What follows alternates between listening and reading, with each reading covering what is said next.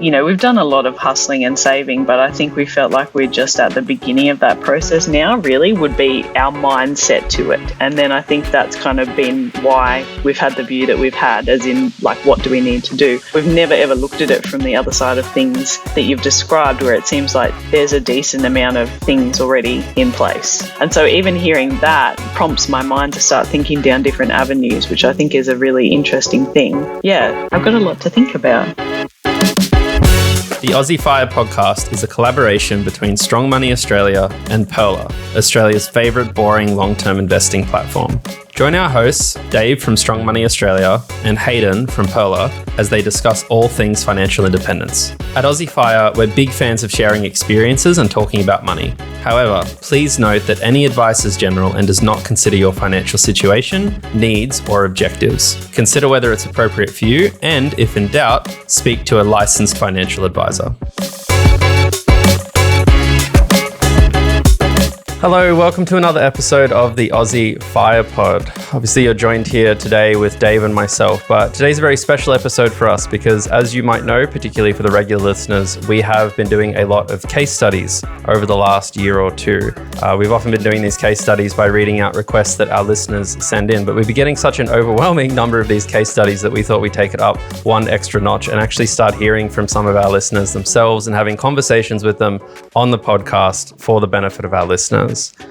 Today we have one guest joining us, who I'll introduce in a moment. But before we do, two quick things. One is we want to say a big preemptive thank you to this guest for joining us, one of our kind of avid listeners. Obviously, to kind of jump on a podcast and put yourself out there on the internet is like a super big, exciting, scary, nervous thing sometimes. And I'm sure a lot of people would be daunted by it. So there's a lot of appreciation from Dave and I on that front. But secondly, just because we are talking to an individual, we need to cover basically just a quick disclaimer today in particular.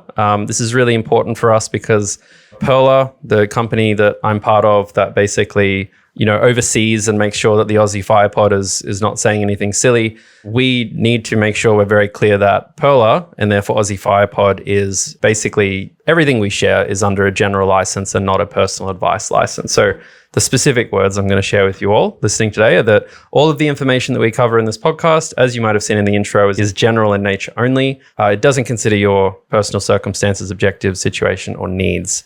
And that means that when we talk about things on this podcast, whilst we have a guest today, we don't really know a lot about them, just a little bit of what they tell us. And therefore, to get, a proper, decent, meaningful advice specific to their situation, it's definitely worth consulting a trusted professional such as a financial advisor, and that goes for anyone listening generally. But without dragging this out any further, I'd like to welcome Renee to the podcast today. Hello, Renee. Hello. Thank you for joining us. How's your day been? Is anything interesting happening today for you, or is it a pretty standard day? Thank you for having me. It's exciting to be here. Pretty standard day for me, just at work, doing work, and looking forward to the weekend. As most people are. That's good. So the workflow today is pretty much just going to be, we'd love to hear about your situation. Normally kind of people would email us in some facts about them and then kind of pose a question. So if you could share that with us and the listeners, then Dave and I are pretty much just going to, unpack that with you and talk through a few things with you. Yeah, for sure. I've just done a little summary, so I'll just quickly whip through it. And then perhaps if I've left any figures or information out that you need, you can ask me at that point. Perfect. If that's okay. So just some background information about us. My husband and I currently earn a combined income of around $210,000 per year. That's not including the rental income that we receive. We save varying amounts every week depending on what's going on in our life, but at the moment we're trying to be really regimented with putting $500 a week into shares. Every week we put $640 into various sinking funds to kind of make sure that we've got everything accounted for, and some of that also goes to some personal allowances for my husband and I. We currently have a mortgage on our primary place of residence, which is $607,000. But as of recently, this amount is fully offset. If this wasn't the case, our mortgage repayments, principal and interest, would be $3,500, just on $3,500 per month. Some other items that we have consistently in our bills include electricity, which is usually $1,800 or less per quarter, $230 for gas per quarter. Groceries are usually around $350 a week, which I think is probably a little bit high. So we're trying to scale back a bit there. I also have a salary sacrifice car for my work. And so some money comes out of my pay every fortnight to go towards covering that. We usually try to do something fun at the weekend, which is usually, go out for a meal or do something fun as a family. And so we kind of apportion about $150 a week just to cover that if that ends up happening. And then we have all the usual subscriptions, Amazon Prime, Netflix, which is around $80 a month. Internet is around $120 a month. Rates for our house that we live in are $665 per quarter, and water is usually around $220 per quarter. We have one investment property in Sydney, and that is worth around $550,000. The mortgage on it is just on $300,000. You get $520 rent per week for that, and the mortgage repayment, principal and interest, is $1,770 per month. We sold a decent chunk of shares, but we're currently looking at building those back up, and we have about $28,000 spread between A200 and NDQ. In relation to debt, you guys asked about debt. So we have the $300,000 on the investment property. We have the debt for this house, but as I mentioned, that figure is fully offset by cash in the offset account. We do have a credit card, but it's only $3,000 limit, and we pay that off as we go so that we don't accrue any sort of interest payments on that or anything. My salary sacrifice vehicle is a recent purchase as well. So that is the lease outstanding on that is $42,000. Apart from that, we don't have any other debts. And just a little bit of backstory, we did have another property in Darwin that we've recently sold. We sold it at a fairly significant loss, but we were able to use that loss to offset some of the gains from the shares that we sold. So it's not been as bad as it could be. And that's about it. So I guess my question is, what do you think that we should do next? Like, based on our situation at this current point, we've obviously moved some money around, but we're thinking about what should we do next? Should we be just focusing on building back up shares? Should we be looking for an investment property? Should we be saving a deposit for an investment property or taking that from some equity out of the investment property that we already have? Or any other thoughts that you think might be useful for us to consider? Okay, so there's quite a lot to unpack there. Thank you for sharing that with us. That's super useful and lots of details. Details are always good. So I'll try and simplify a few things for the listeners and try and see if we can put you on the track that you want to go to. So actually, on that sort of wavelength, what specifically are you wanting your kind of situation or your life to look like in maybe like 3 to 5 to 10 years? Because we could approach it from, okay, what should you do with your money next?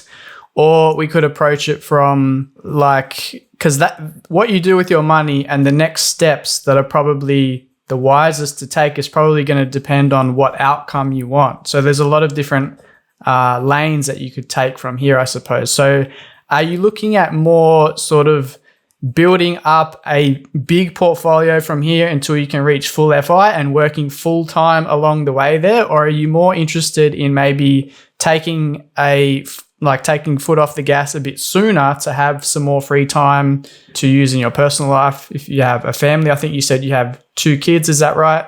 From your description, is that a consideration? Like how much are you wanting to push from here? Because there's obviously different options that we could go down. Yeah, that's a good point. I think probably we're looking to push pretty hard for the next little while to sort of get some fairly significant assets behind us so that we can sort of in 10 years start to think about the wind down there. I think that's probably the broad horizon is 15 years. We want to be definitely retired or, sort of almost there. And I think we understand that to get there, then we have to put in lots of effort now. We have to keep up that momentum as well. Like what I'm worried about is, I don't like taking my foot off the gas. I'm a momentum-driven person, so I want to kind of keep that up. and just make the most of the time that we have, acknowledging that, I mean, no one has too much time. So I just want to kind of focus and make the best of it. It's super interesting to hear you say that, because when I was reading through your case study, you said that you really wanted to spend like more time with your kids. Yes. And when I look at your numbers, it would actually be possible for you to do that now and semi-retire and still eventually reach full financial independence in around about 15 or 20 years, perhaps. So I don't know if that's something that you considered was a possibility, or if you would be interested in that as a possibility, because I know you just said that you are not really interested in taking your foot off the gas right now and you're wanting to kind of push hard for the next 5 or 10 years. Is that because you assumed that you needed a lot more, perhaps? Or is it because... Yeah. Okay. That's interesting. Yeah. So yeah, that's 100%. Yeah, it's very possible, because now that you recently have your whole mortgage offset or paid off effectively, I'm going to assume that that's going to change dramatically how much spare cash you would have to invest and your overall level of sort of household expenses. Is that right? Yeah, it definitely has. Yeah. So with that being said, do you know what the sort of total annual expenses would be just for your household, ignoring the investment property, and obviously the mortgage is now fully offset? Would it be under $100,000? I think that it would be. I think regardless of having extra money, we're always pretty careful and pretty considered with what we buy and how much we spend on things. And to be honest, since putting that money into the offset, nothing's really changed spending wise. Like, we haven't said, woohoo, that debt is gone now, let's get crazy, or anything like that. We've stayed very, very consistent with the spending. So yeah, there would be more. Do you have anything to add here, Hayden, just before we unpack maybe some numbers and different things? Yeah. Probably the main question I have is, like, obviously you have fully offset the house, which is a good thing. And is that something that as part of your wealth growing plans, you're trying to like leave that alone and just like 100% don't touch the offset money? Or are you looking to take that offset money and put it to good use?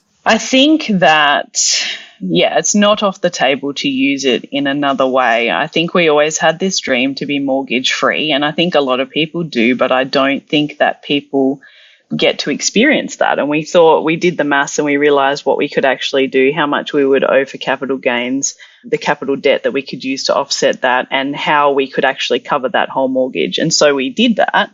But having said that, whilst it's been satisfying to do that, I think that it's probably not going to be a forever thing. Like, I think we've had conversations about perhaps drawing some of that money out at some point to do something with or whatever. Like, I don't think we're never touching it again sort of thing. We're open to options. Yeah, for sure. I mean, one thing that I'm someone who had, the mortgage pretty much offset and then went and invested in shares kind of for a similar reason. Like, I was sitting around being like, oh, is this too unambitious or like ungrand in a way to, am I kind of settling for too much security? And one thing I remember I told myself a lot was the realistic absolute worst case, just based on stuff I've seen in the past, which is an assumption about what will happen in the future, obviously, was that all of the shares I invest in, they drop by 50% in value at the exact same time. For some reason or another, I need to liquidate everything. And that was kind of my like, okay, and then if I took all that money and then put that back in offset for some reason, would I feel like as an absolute worst case that's digestible? And at some point I kind of was like, yeah, that's probably digestible. And that was kind of my threshold, at least, of deciding, because obviously when you take something out of offset and you put it in something else, it's not like the security's gone. It's just like, I always think of it as like, you just have to discount the security because of, market fluctuations. Like, obviously if you, put it in an investment property in Darwin and the price went down, you're still going to have most of your offset paid off, or, most of the loan offset with that money. But no, that was the main thing I wanted to tackle. I probably wanted to ask a little bit more about, like, you mentioned some of the like debt on the car lease and stuff. And I don't know if I'm really curious about this thing, because I feel like things like leases and whatnot, is this like a novated EV lease, or is this just like a general car lease, if you don't mind me asking? Yeah, it's a smart salary deduction through my pay. So I pay for it with some pre-tax money and some post-tax money. But yeah, did it through work. And this is the second one that we've had. So we actually had one that we sold recently. And then because it's been working well for us, we just decided to get another one through that process. And it is not maybe not the best financial choice, but in terms of putting things away, so they draw out particular amounts for tires and servicing and all that sort of stuff, which kind of for me is good for my stress levels. And it's not a bad option, I don't think.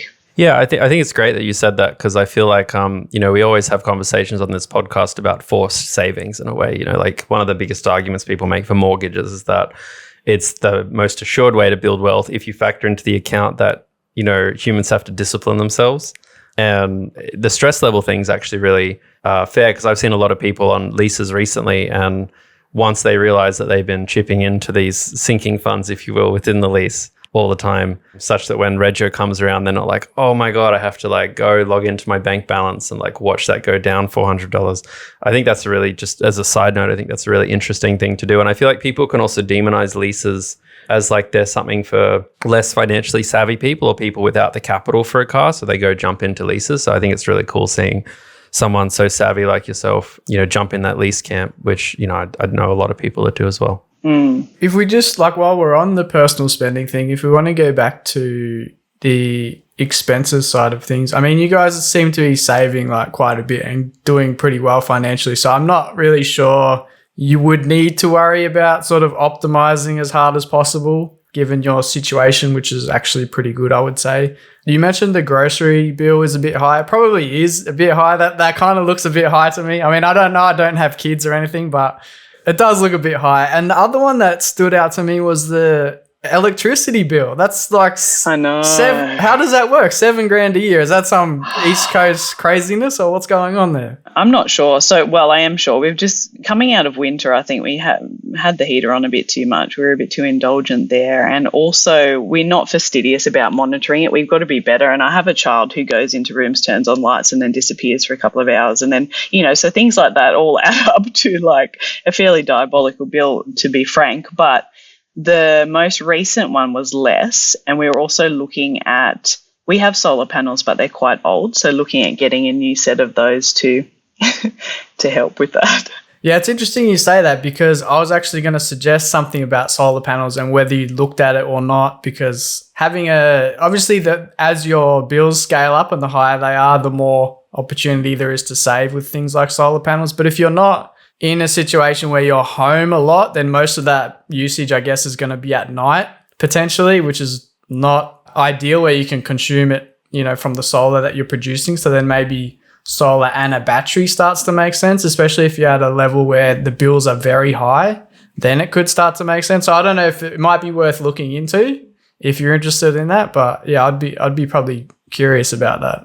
My husband's actually just got 2 quotes in the last couple of days for solar and a battery. So yeah, you're aligned in your thinking. Cool. Okay, that's a potential saving, I think. I mean, on the solar and battery topic, I'm someone who hasn't gone into the weeds with it yet, but I've been quite interested in batteries, because what we're starting to see a lot as well, not to get all kind of nerdy on it, is like the government's building or private sector too, building tons of solar. So basically, companies can't get rid of electricity now between 12 and 2. Like there's too much of it. So they're often giving it away for free and starting to charge people more in the other regions. So batteries are becoming a lot more interesting, because one way to think about it too, particularly for people who don't have solar or batteries, is like there's actually a lot of solar out there that just happens to not be on our roofs, and it's actually quite cheap to access, throughout the day. So batteries can be really interesting. But the electricity bill, I feel like, is a bit of a, I don't have a view on it, because I like live in a 2-bedroom apartment and the house is often empty, and like my quarterly bill's like $900, and every time it comes in, I'm just like, how? So when I see you like doing, like running like a family, I'm like, whoa, it's only twice as much. I mean, obviously there's a lot of fixed things, and I feel like I've started to measure a lot of electricity stuff, and it is difficult, because some things do just gradually stack up as well. Like it's kind of a dumb thing, but like seeing my laptop uses about 30 cents a day in electricity, call it. And then I've got another desktop here, and that's another probably like 80 cents or $1 a day. And then you're like, wow, that's like $200-$300 over a year. Oh wait, that's like, oh my God, that's like $70 a quarter. Oh my God, that's like 8% of my bill. So I think electricity is just a real annoying thing.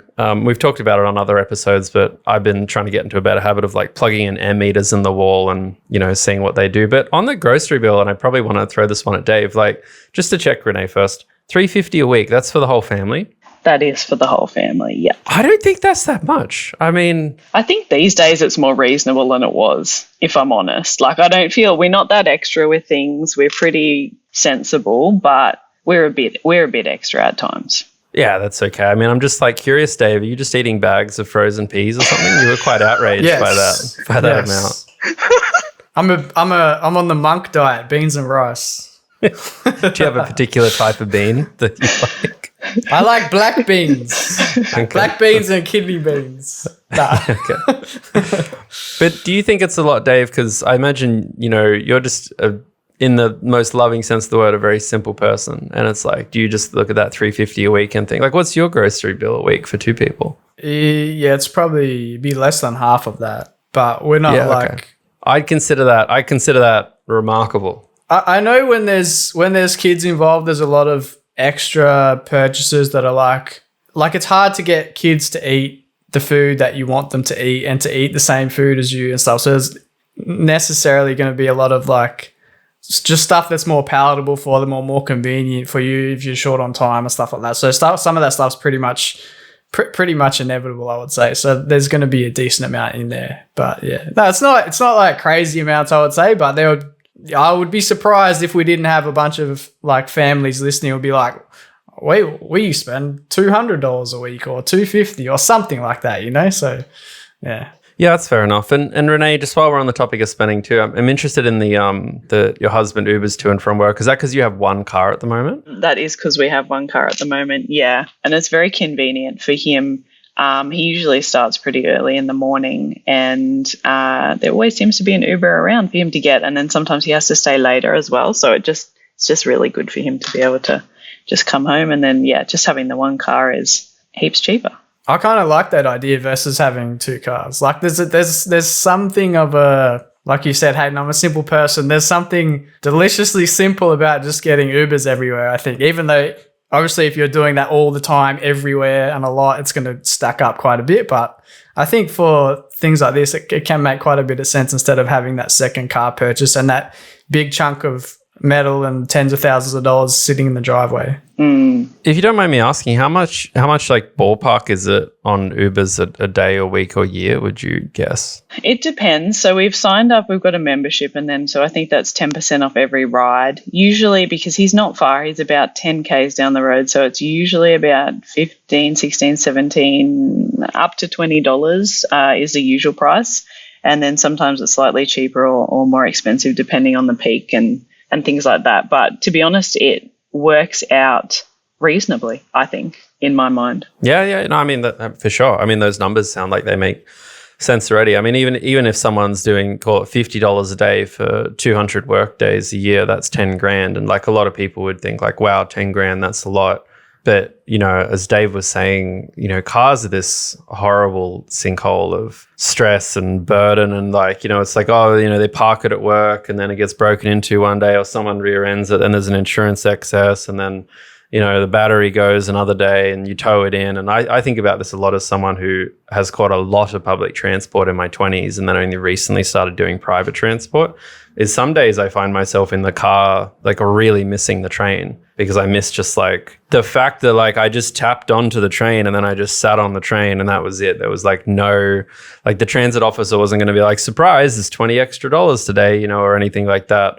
So I kind of love the simplicity because I know a lot of people, families with 3 or 4 cars in the driveway. And even if you start talking to them about, you should really just look at that or even car hire for people who maybe don't go to work every day, but they use it on the weekends and stuff. People just kind of nope out of that and they're like, oh, no, I need my car. So I think it's really kind of admirable that you guys just generally are comfortable with that. Thanks. So if we just circle back to our earlier conversation, Renee, where you seemed a little bit surprised that I said you could potentially semi-retire now or relatively soon, because I think your situation is probably better than you realize it is. So I just did a couple of quick numbers based on your situation, and from your super balance together, you guys have about $700,000 there. And then let's say you stopped working right now and no money was ever added to that, and you just got normal sort of super fund returns, sort of 8% a year or something like that. In 21 years, let's say, when you can finally access your super, 22 years, you would have about $2 million at that point in real dollars. That's like today's dollars adjusted for inflation, which would be good enough for an income stream of $80,000 a year. So what that means is technically, if you just wanted to kind of cruise from now until your super access age and then get an income stream of $80,000 adjusted for inflation, that is actually fairly doable. And that also ignores the equity that's in your investment property and the growth of that over the next 20 years or so, right? So then that you've got, I think there's $200,000 in there.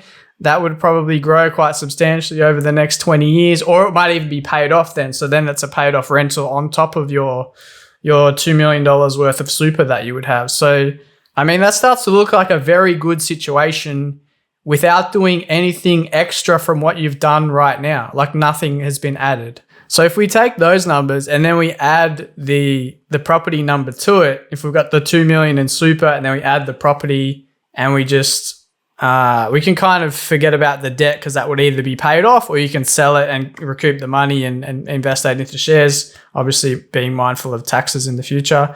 But you're probably looking at something like $2.6 to $3 million, say, over that time period with the property equity included, which is going to be enough for an income stream of like, if you can assume a sort of withdrawal rate or income from that share portfolio of 4%, then that's going to be good enough for an income of like $100,000 to $120,000 per year. And again, that's adjusted for inflation. That's just assuming kind of normal 7-8% growth or total returns along that time. So nothing really crazy and fairly reasonable assumptions. So does that make sense to you? And if it does make sense, is that slightly better than you would have expected, or did you not maybe think about it in this particular way before? Now that you've said it, it makes good sense. I had never thought about it like that before.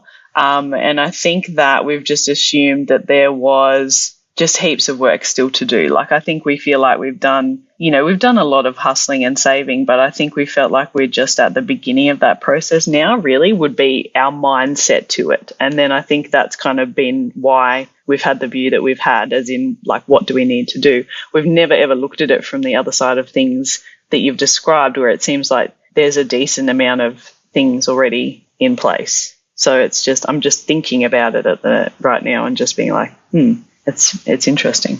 Yeah, I hear that quite a lot because I think what happens is once you for the first like 5-7 years, you save and you build a bunch of assets, but those assets haven't really compounded massively yet because you've not long ago put a lot of the money in. So it's still mostly your savings. And then I think what tends to happen is after like 10, 12, 15 years, it just kind of explodes. So when you start to take what you've got now, and then you start to think, well, if I don't even add to that, then in 10 or 20 years, how is that going to look if I just assume that it's all reinvested and maybe I live off we can live off our part-time incomes or something like that?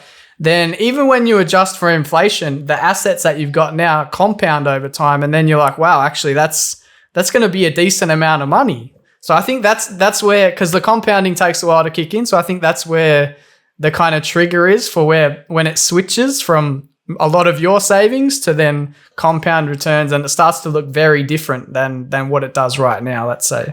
Yeah. I have a random question for you, Renee. Are you pretty comfortable with like Excel or Google Sheets, like sitting down and like, putting in some money and, dragging some rows and seeing how you think it goes? Or is that the kind of stuff you steer away from when it comes to trying to do some planning? I usually just would use an online calculator, to be honest. I need to get better at doing some actual tracking of our spending, and probably an Excel spreadsheet would be what I would use. So yeah, I'm not unfamiliar with them for those purposes. Sorry, Hayden, are you talking about for like tracking investment growth, or are you talking about like personal finances? Yeah, investment growth kind of stuff. Or just exploring things. I mean, I think it's awesome that you're playing around with online calculators, because I feel like I often kind of describe this thing to people of like, it's really hard to be motivated and excited when you can't see the story. you know, and like what calculators in a large way are, like the ones you talk about or the story Dave's explaining, are just like someone telling you the story of like, hey, it turns out that if, you know, you do this, then this is, you know, based on a whole bunch of fairly fixed assumption, this is what the outcome's going to be.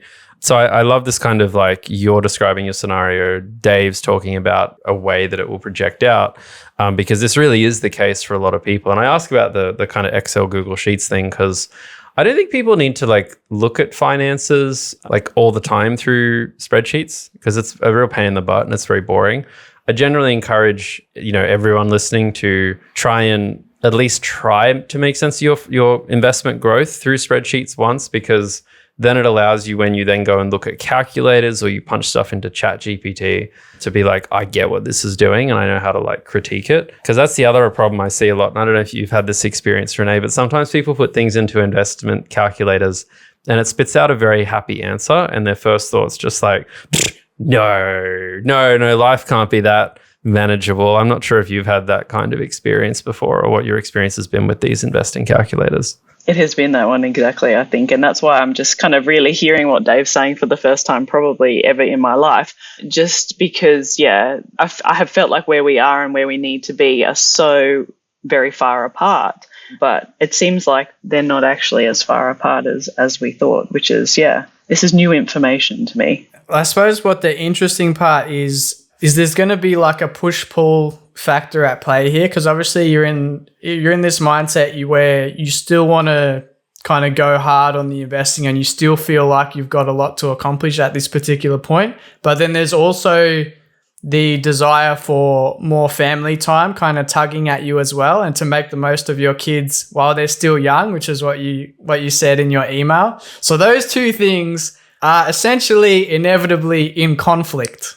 So it's not that you can't do both, it's that you have to balance how much of which kind of way you slightly lean, and a spectrum of which, like how much of each you want, right? Because you can't, if you focus on maximum wealth growth, you're probably going to need to work more, which means you're probably going to spend less time with your kids. If you spend more time with your kids, that means slightly slower wealth growth, but you might not care because you got the short-term goal that you wanted, which was more time with your kids.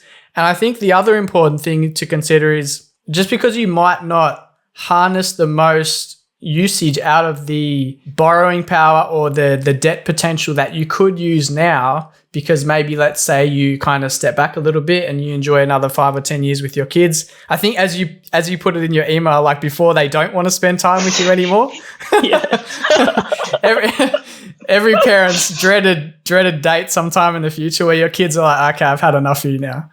So as you kind of factor those things in, then you'll need to remember that you can always ramp up your wealth building later. Like it doesn't have to be like, well, if we semi-retire now, that's it, and we're kind of stuck with this level of assets and we can't really invest anymore and we can't build our portfolio any further from here, because that's not really true. You could kind of see it as we could kind of take it easy for 5 or 10 years to make the most of our short-term goal, which was family time, while recognizing we have a decent pile of assets already that will compound enough, most likely, for us to be fully financially independent in the next 20 years or so. So technically we could just semi-retire until then, if that's something that you're kind of comfortable with or okay with. And then keeping in the back of your mind that after we've had our time with the kids and they're kind of sick of us in 5 or 10 years' time, then we could potentially ramp up work a little bit again and ramp up our saving again and be a bit more aggressive if we want to get to sort of a higher portfolio target at the end of the sort of 20-year period when you would reach your super access age and probably want to fully retire at that point. So hopefully those things make sense and you can kind of get a sense of the push-pull factor at play with the different options. Yeah. No, that definitely makes sense. And it's interesting to think about because I felt like there's never been another option, like I've never thought that it could be another option to just working full time until it's time to retire. And so even hearing that kind of prompts my mind to start thinking down different avenues, which I think is a really interesting thing. Yeah, I've got a lot to think about. Probably just the last thing on my mind is like a lot of this started with this kind of question of like, I know I want to keep building wealth. I'm looking at shares, ETFs, and I'm also looking at investment properties. One of the advantages I think that people don't often talk about when it comes to liquid investments like shares or ETFs is that if there's a sudden kind of change in approach, you're actually able to kind of skim the top off that whilst you're, like waiting for the world to bounce back. And what I mean by that is, let's imagine that you put a bunch of money into ETFs, and then for some reason or another, life circumstances changes, someone gets sick, someone loses a job, you want to spend more time at home, you need to get more money back in the offset, or you need to hit mortgage repayments.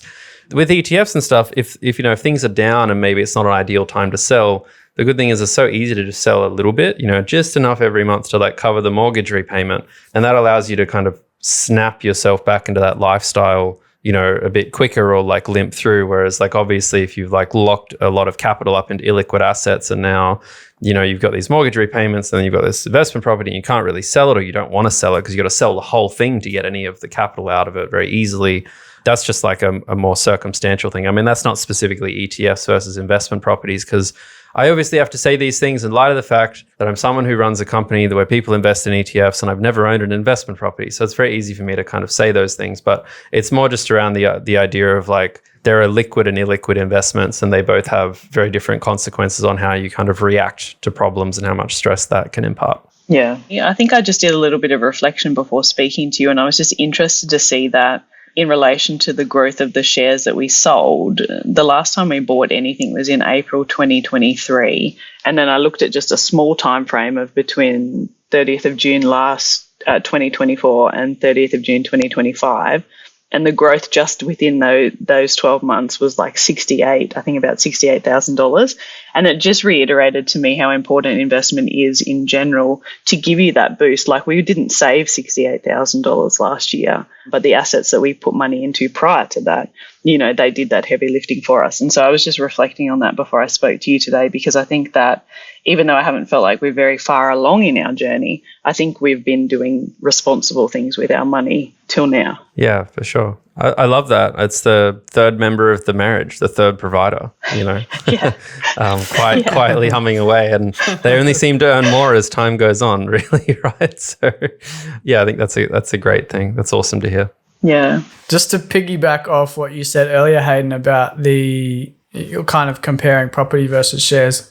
It's also worth remembering in this situation, not only is it like more liquid to have your savings parked in shares, but it's typically going to be, it's always going to be cash positive, right? Because you're typically not funding it with massive piles of debt. So if you take on an investment property, it's most likely going to be negative cash flow for a few years, maybe even quite a number of years. So that's something to factor in if you're in a situation where you've already got, like I said, a decent pile of assets, and you're potentially wanting to pivot towards sort of freedom anytime soon. You have to remember, one avenue is probably going to be a little bit of a cash drain in terms of monthly expenses. Even if it results in great capital growth, that's not necessarily going to line up with your sort of lifestyle goals at that particular point. So that's just another factor to consider, because you could do both. You could do both property, you could do shares as well. You could maximize your usage of debt, and would potentially lead to an awesome wealth result over the next 10 or 15 years, but it just might not be properly aligned with your goals. If you decide that, okay, maybe we will try this semi-retirement thing, then if you start adding more debt, then it can kind of muddy the picture, or at least means you need to work more in that state of semi-retirement rather than having more sort of flexibility and control over how much you work. Yeah. I don't have any other questions right at this minute. I think things will come to me, but I just didn't expect this sort of information to come to hand during this session. And so it's just been really fun, really enlightening, to be honest, like to consider a whole nother view of things, really. So thank you. No, that's really good to hear. That's probably the best feedback we could have got.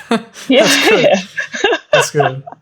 It's better than you sitting there and being like, oh yeah, I thought you would say that. No, I didn't think you would say any of what you've said. And so it's been really valuable just from that to hear a different point of view. Yeah. Thank you for coming as well. We really appreciate you just taking the time to share. And obviously, like, it's difficult to see, but there's naturally going to be hundreds of people here that feel like they have a better understanding themselves or feel like their situation is more normal just because of the time you've taken to share. So big thank you on behalf of everyone. Thanks. And thanks for having me. It's been really cool. No problem at all. Thank you for being our first guinea pig today, Renee, for our real life listener case studies with having someone in the digital studio with us. So it's been really good. We've both enjoyed it immensely. So if anyone's got any case studies that you want us to cover in a future episode, as always, you can do that by sharing your story using the link in the show notes. And if you've got questions for us, you can send those through too. Just email us at hello@aussiefirepod.com. And anytime you want to talk to us, you can always reach out on socials. You can reach Hayden at Perla and myself at Strong Money Australia socials. So anytime you want to do that, feel free to reach out. But in the meantime, thanks for listening, and we'll catch you in the next episode. Thanks, everyone. We hope you enjoyed this episode of Aussie FIRE. For more FI inspiration, head to perla.com to browse our resources, calculators, and community insights. Perla is an authorized representative number 1281540 of Sandland Private Wealth Pty Ltd with AFSL number 337927. Knowledge is power, especially when investing. So always seek advice and/or check out the relevant disclosure document for any financial product, including the PDS and TMD before deciding. These are available from the product issuer's website. When you invest, your capital is at risk, and past performance is not a reliable indicator of future investment returns.